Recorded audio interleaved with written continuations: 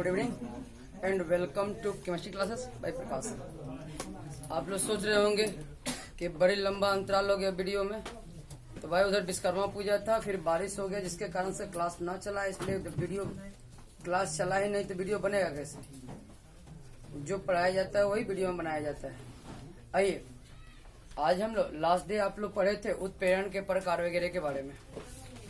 अब हम लोग एक विशेष प्रकार का उत्प्रेरक है जिसे एंजाइम बोलते हैं, उसके बारे में जानने वाले हैं आज। एंजाइम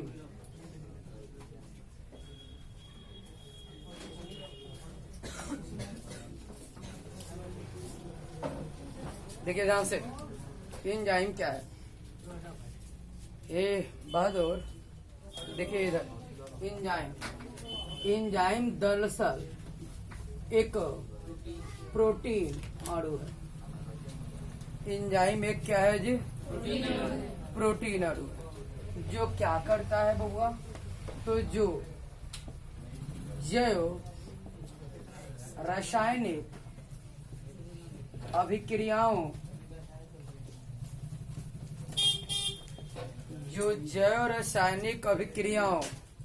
में उत्प्रेरक का काम करता है।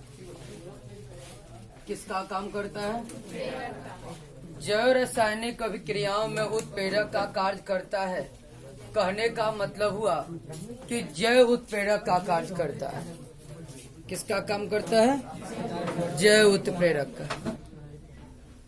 चलिए सब लोग बैठेगा। देखिए मैंने क्या बोला, ध्यान सुनिए, जो लोग थोड़ा देर से आए। ये है कि एंजाइम एक प्रोटीन अणु है जो जैव रासायनिक अभिक्रियाओं में उत्प्रेरक का कार्य करता है।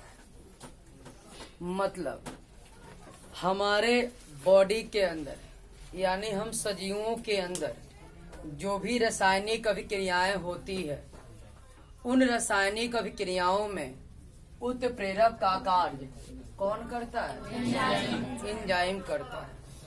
इस कारण से एंजाइम को जैव उत्प्रेरक अर्थात बायोकैटेलिस्ट कहा जाता है। पूछा जा सकता है आपसे कि जैव उत्प्रेरक किसे कहा जाता है? जवाब क्या होगा? एंजाइम। दूसरा प्रश्न विद्यार्थी अपने एग्जाम में प्रश्न पूछा जा चुका है कि एंजाइम है एक ऑप्शन दिया रहता है कार्बोहाइड्रेट, विटामिन, प्रोटीन। तो आंसर क्या होगा? प्रोटीन होगा। क्या होगा? प्रोटीन होगा। एरिसु आपकी जिम्मेदारी इसको समझाना, बताना। चलिए, जैव उत्प्रेरक एंजाइम एक क्या है?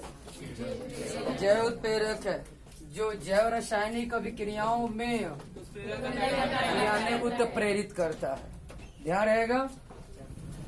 एक बात ध्यान सुनिएगा, एंजाइम से संबंधित कुछ मुख्य बिंदु। वो पहला पॉइंट कि यह एक कौन सा अणु है? यस। दूसरा पॉइंट, एंजाइम के बारे में ध्यान दीजिएगा, इसमें विशिष्टता का लक्षण पाया जाता है। विशिष्टता का लक्षण कहने का मतलब हुआ हर एक विशेष कार्बोहाइड्रेट के पाचन के लिए एक विशेष एंजाइम की आवश्यकता होती है।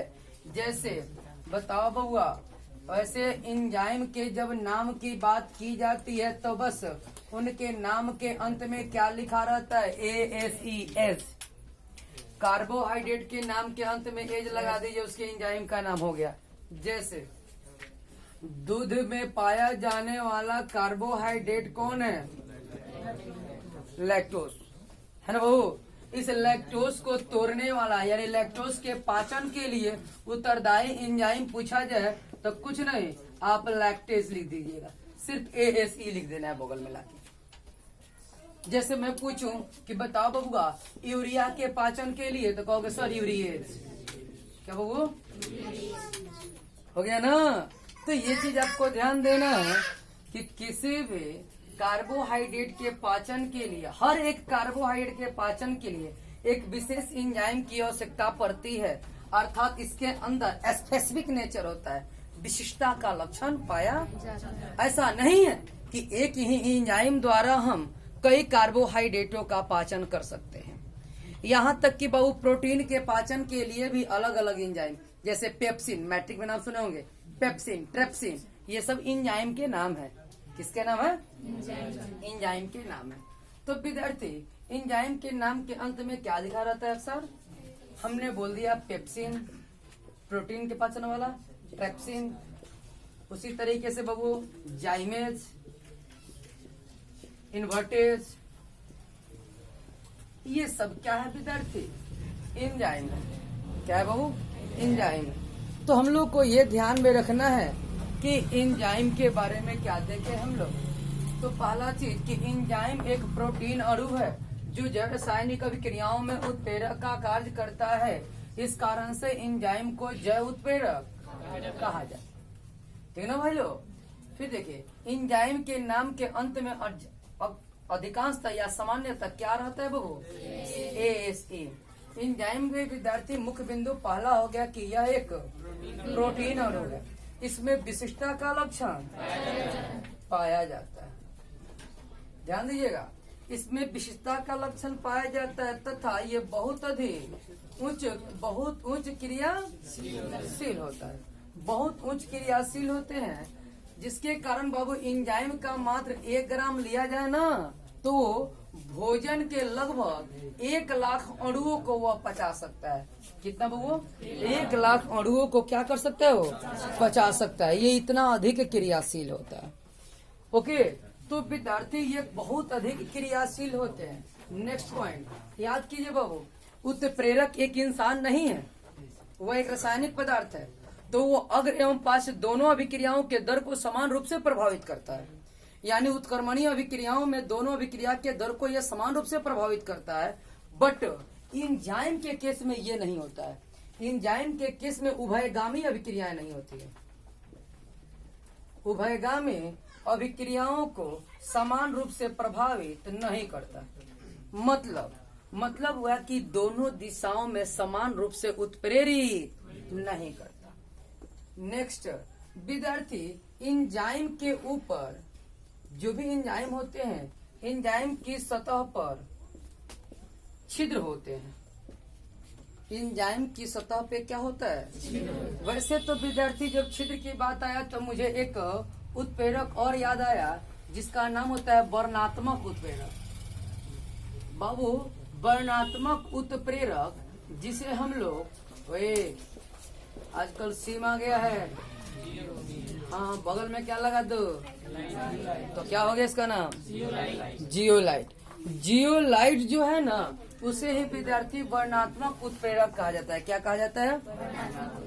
ये एक ऐसा उत्प्रेरक है जिसका उत्प्रेरण क्षमता उसके ऊपर उपस्थित छिद्रों पे डिपेंड करता है और छिद्रों को कोटर कहा जाता है। ठीक है, तो उस छिद्रों के आकार पे, उसकी संख्या पे डिपेंड करता है।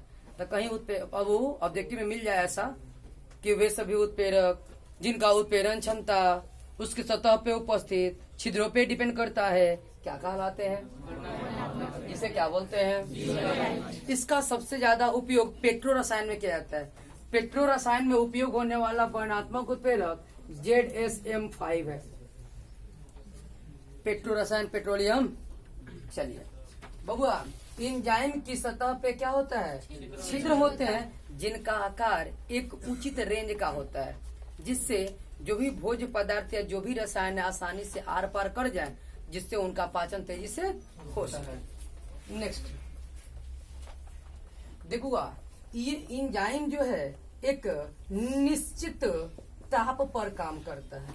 निश्चित ताप पर कार्य करता है। याद रखिएगा कि विद्यार्थी बहुत उच्च ताप पे या बहुत निम्न ताप पे एंजाइम अच्छे ढंग से वर्क नहीं करता है। कुल मिला के टेम्पोररी मीनिंग आप लोग को समझ में आ रहा होगा कि एंजाइम का मतलब भोजन का पाचन करने वाला का भाइयों। तो बताइए, हम लोग के यहाँ घरों पे लोग कहता है कि भाई ढेर मत खाइए, गर्मी के दिन बा, है ना। तो ज्यादा मत खाइए, गर्मी का दिन है। कहने का मतलब है कि उच्च टेम्परेचर पे एंजाइम सही ढंग से वर्क, ये बात उन लोगों को पता नहीं होता है, लेकिन उन लोग को एक्सपेरिमेंटली अनुभव हो गया रहता है भाई लोग, नॉट एक्सपीरियंस। उनका एक्सपीरियंस हो चुका होता है कि भाई ऐसा होता है, बट उसका वजह क्या है वो एंजाइम। या तो ध्यान दीजिएगा विद्यार्थी कि ये उन लोगों को प्रैक्टिकली क्लियर है। तो देखो ये जो एक निश्चित ताप पे इसका, यह एक निश्चित ताप पर इसका उत्प्रेरण क्षमता उच्च होता है। यदि उससे अधिक ताप को लाया जाए तो इसका उत्प्रेरण क्षमता क्या हो जाता है, घट जाता है। तो जिस ताप पर एंजाइम सबसे बढ़िया ढंग से, यानी इसका उत्प्रेरण क्षमता सबसे ऊंच होता है, उस ताप को वो इष्टतम तापमान कहते हैं। नाम समझ में आ रहा होगा, इष्टतम, महत्तम, उच्चतम बउआ। तो इस ताप को क्या कहते हैं, उच्चतम तापमान। एक पॉइंट और विद्यार्थी कि ये जो एंजाइम है विद्यार्थी एक निश्चित पीएच मान पर अच्छे ढंग से वर्क करता है, यानी एंजाइम अपना उत्प्रेरण क्षमता किसी भी पीएच वैल्यू पे एक समान नहीं रखता। वो जनरली विद्यार्थी पीएच मान जो होता है 5 से 7 के मध्य में होगा, तब जाके एंजाइम सही ढंग से वर्क करेगा, अन्यथा एंजाइम अपना उत्प्रेरण क्षमता खो देगा या कम कर देगा। ओके, तो विद्यार्थी यह पीएच मान से भी प्रभावित होता है। जैसा कि आप फील करते हो कि कभी कभी आप ऐसा भोजन कर लेते हो जिससे आपके पेट की एसिडिटी बढ़ जाती है, अम्लीयता बढ़ जाती है। तो विद्यार्थी अम्लीयता जिससे ना कर लेता, एसिड हो गई, गैस हो गई, तो वो ये जो अम्लीयता बढ़ जाती है आपके पेट में, उसके बाद क्या भोजन का सही ढंग से पाचन हो पाता है? यानी एसिडिटी बढ़ा, दैट मीन्स की पीएच मान में परिवर्तन हुआ। और पीएच मान में परिवर्तन के साथ विद्यार्थी क्या हो गया जी, पीएच मान में परिवर्तन के साथ विद्यार्थी क्या हो गया, वो उसका उत्प्रेरण क्षमता। हेलो, हाँ बोलिए यार, नमस्कार करे के टाइम बबू। देखिए हम लोग देख रहे हैं यहाँ पे कि इसका पीएच मान जो है 5 से 7 के मध्य में होगा। किसका, आपके बॉडी का, आपके पेट का, मान लो पेट का ही पीएच मान, अमाशय का पीएच मान 5 से 7 के मध्य में होगा, तो वहाँ पे सभी गतिविधियां अच्छे ढंग से चलेगी, यानी एंजाइम अच्छे ढंग से अपना काम करेगा।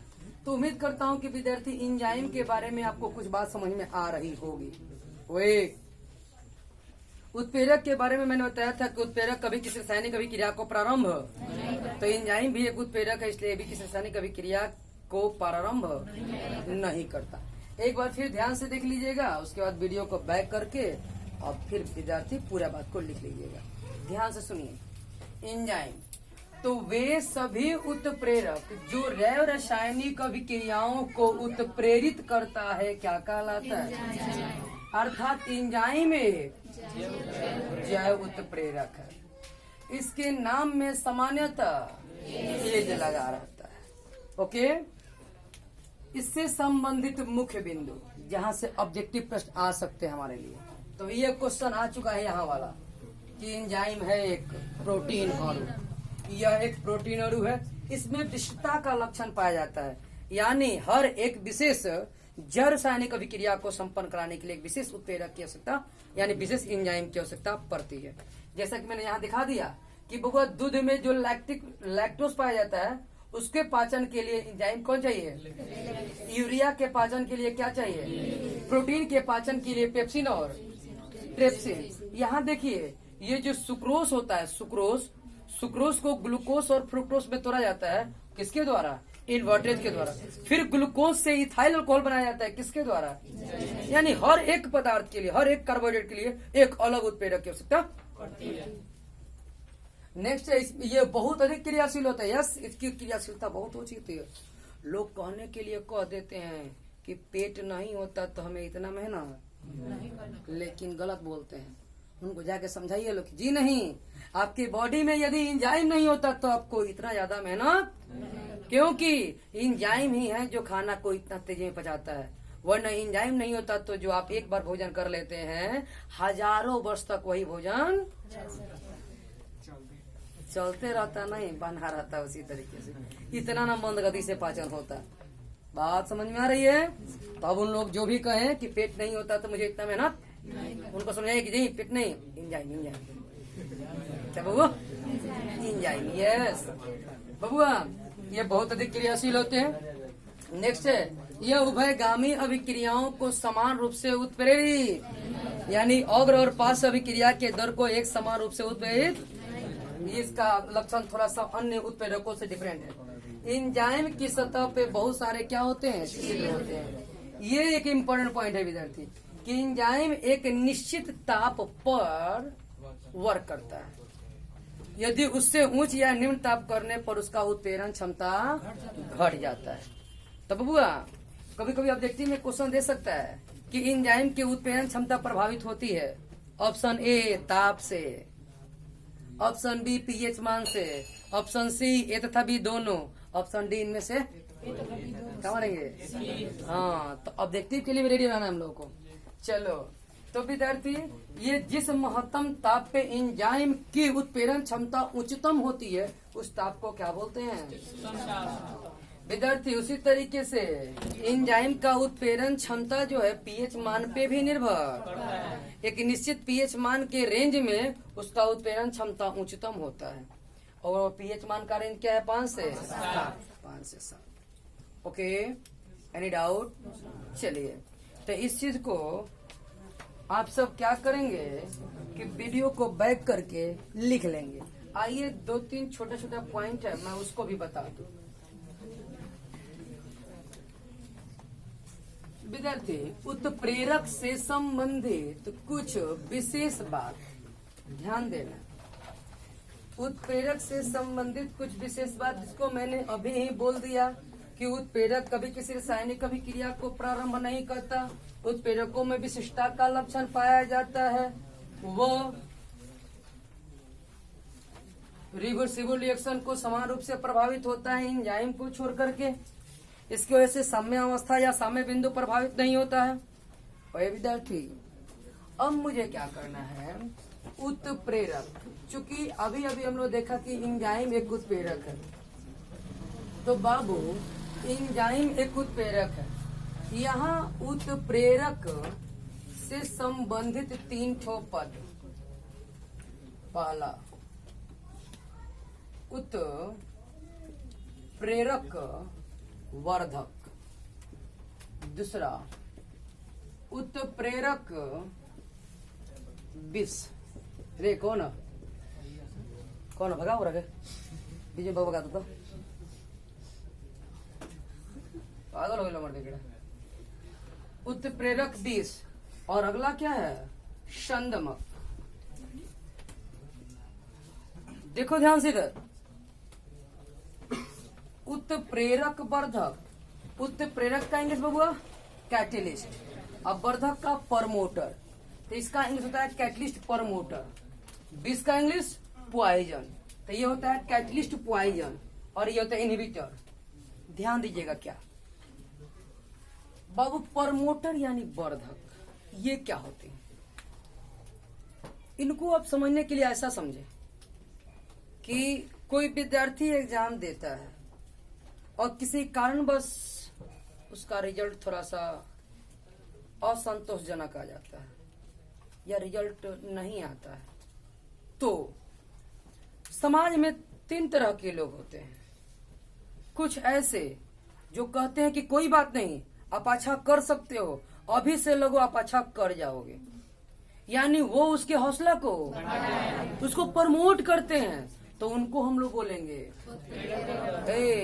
तो व्यक्ति की बात करते हैं भैया, मैं समझाने का प्रयास करते हैं। वो देखा, कुछ लोग ऐसे होते हैं जो लोग ये कहते हैं कि बताइए आप मैट्रिक का एग्जाम पास नहीं कर पाए तो आगे क्या पढ़ पाएंगे? आप पढ़ाई लिखाई छोड़ दीजिए, आप पढ़ाई लिखाई आपके बस का बात नहीं। तो वो कौन सा काम कर रहे हैं भाई? और कुछ लोग ऐसे होते हैं जो कहते हैं कि ते जी के क्या करबे जब मैट्रिक पास ना कर ले, तो जो कहीं जाके, तो वो कौन है? कुल मिला के आप बात समझ में आ जाएगी आपको। देखिए क्या है, अरे वाह, बड़ी जल्दी समझ ला लोगों ने। सुनो सुनो सुनो बबुआ, अब देखिए यह उत्प्रेरक है, यह अभिक्रिया चल रही है। यह जो उत्प्रेरक है इस अभिक्रिया के दर को बढ़ा रहा है, लेकिन ये जितना बढ़ा रहा है उससे हम संतुष्ट, तो हमने एक ऐसे पदार्थ को यहाँ पे ला करके रख दिया जो इस उत्प्रेरक की उत्प्रेरण क्षमता को, तो वो क्या है?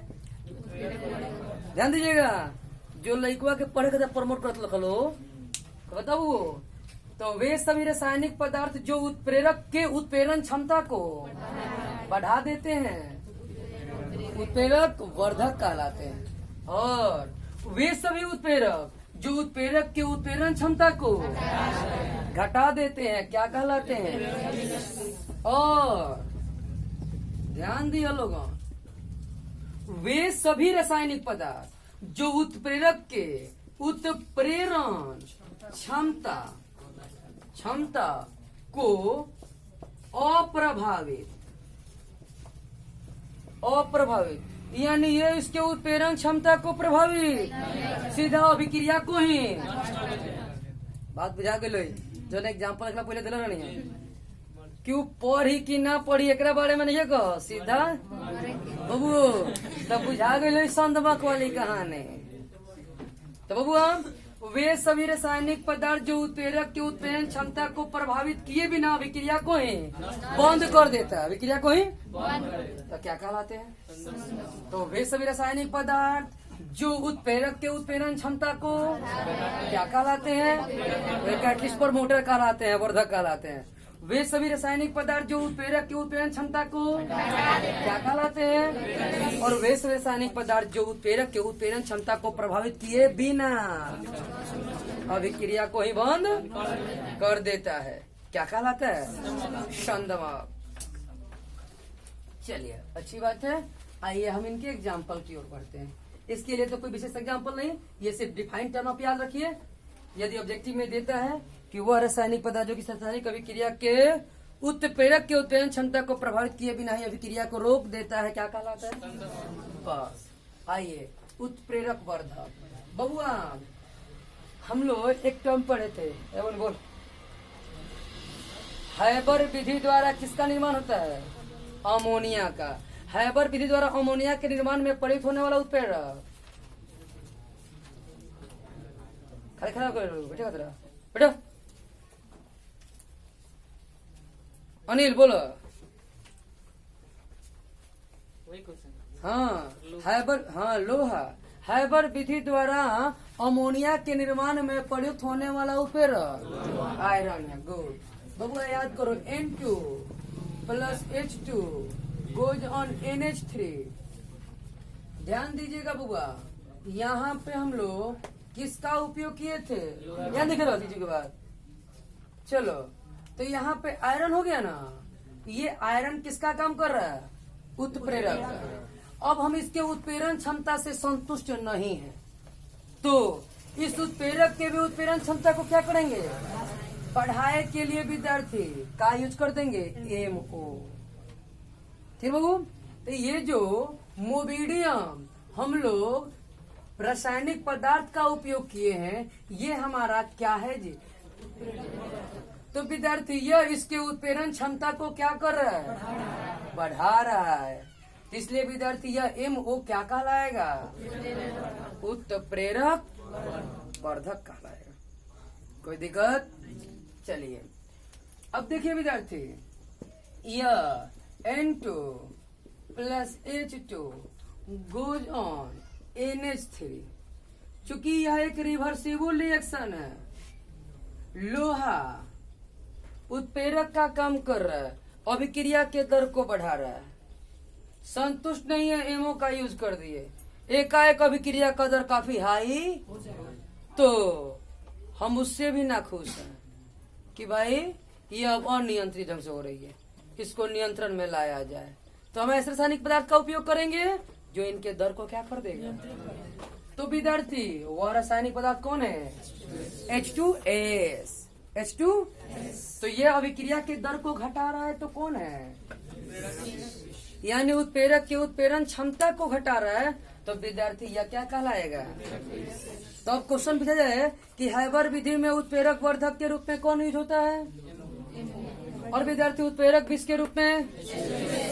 और वे रासायनिक पदार्थ जो रासायनिक अभिक्रिया वे सभी रासायनिक पदार्थ जो रासायनिक अभिक्रिया में प्रयुक्त उत्प्रेरक के उत्प्रेरण क्षमता को प्रभावित किए बिना अभिक्रिया को ही रोक देता है, क्या कहलाता है? संदमक कहलाता है, इनहिबिटर। चलो बाबू, तो उम्मीद करता हूँ कि ये आपको बात समझ में आ गई होगी। तीनों पॉइंट आ गया है, लिख सकते हैं आप सब खूब आराम से। तो अब आप लोग इसको बढ़िया से डेफिनेशन विथ एग्जांपल लिख लीजिएगा, नोट्स बनाते चलिए। बसंतपुर में बहुत जल्द सबका क्लास स्टार्ट हो रहा है, तो उम्मीद कीजिए कि जैसे सब लोग का स्टार्ट होगा 2 से 3 दिन बाद अपना भी स्टार्ट हो जाएगा। ओके, चलिए वेट कीजिए, तब तक ये चैप्टर भी खत्म हो जाएगा। आते ही इनऑर्गेनिक या ऑर्गेनिक स्टार्ट कर दिया जाएगा। ओके, इस वीडियो में इतना ही नहीं। एक और बात विद्यार्थी, वनस्पति तेल से वनस्पति घी, ठीक है, वनस्पति तेल से वनस्पति घी का रूपांतरण जो है ना, वो हाइड्रोजनीकरण कहलाता है। क्या कहलाता है वो? और ये हाइड्रोजनीकरण के दौरान किस उत्प्रेरक का उपयोग होता है? तो ये एक अच्छा क्वेश्चन हम लोग को अक्सर मिलते रहता है कि वनस्पति तेल से वनस्पति घी प्राप्त करने की प्रक्रिया और हाइड्रोजनीकरण में प्रयुक्त होने वाला उत्प्रेरक। कहीं ऐसा लिख देता है ऐसे कि वनस्पति तेल, अब कहता है इधर वनस्पति घी, यहाँ कहता है कि क्या है जी?